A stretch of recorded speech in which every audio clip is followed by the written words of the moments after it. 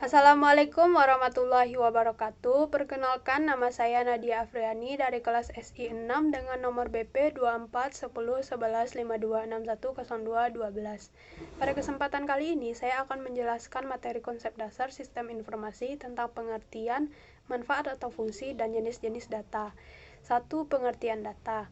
Data adalah sekumpulan fakta, angka, atau informasi yang dikumpulkan untuk dianalisis dan digunakan dalam pengambilan keputusan. Data dapat berupa angka, teks, gambar, suara, atau video. Contoh data yang pertama, nama dan usia pelanggan dalam sebuah database toko. Yang kedua, nilai ujian siswa dalam sebuah sekolah. 3. Jumlah transaksi dalam laporan keuangan. 2. Manfaat dan fungsi data. Data memiliki berbagai manfaat dan fungsi dalam berbagai bidang seperti bisnis, pendidikan, dan teknologi. Manfaat data yaitu 1. Membantu dalam pengambilan keputusan yang lebih akurat. 2. Menganalisis tren dan pola dalam suatu bidang. 3. Meningkatkan efisiensi dan efektivitas operasional. 4. Memudahkan proses otomatisasi dan kecerdasan buatan.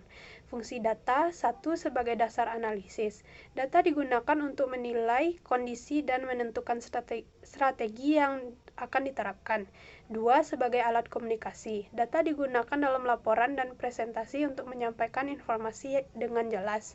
Yang ketiga, sebagai bahan perencanaan. Data digunakan untuk membuat perencanaan strategis di berbagai sektor seperti bisnis dan pemerintahan. 3. Jenis-jenis data dengan contoh. A. Berdasarkan cara mendapatkannya. 1. Data primer. Data yang dikumpulkan langsung dari sumber aslinya melalui survei, wawancara, atau eksperimen.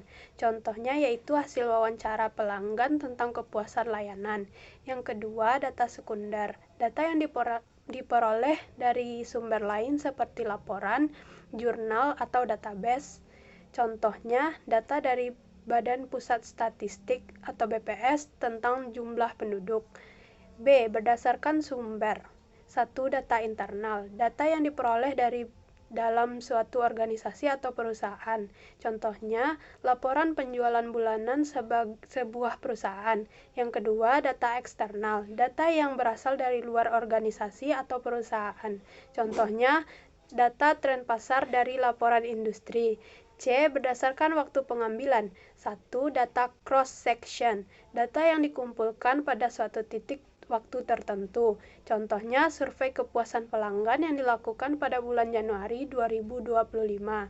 Yang kedua, data time series. Data yang dikumpulkan secara berurutan dalam periode waktu tertentu. Contohnya, data penjualan bulanan dari tahun 2020 hingga 2025. D. Berdasarkan sifat. 1. Data kuantitatif. Data yang berbentuk angka dan dapat diukur secara numerik.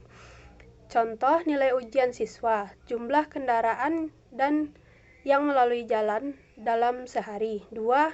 Data kualitatif, data yang berbentuk deskriptif dan tidak dinyatakan dalam angka. Contohnya, opini pelanggan tentang kualitas layanan. Sekian video dari saya. Assalamualaikum warahmatullahi wabarakatuh.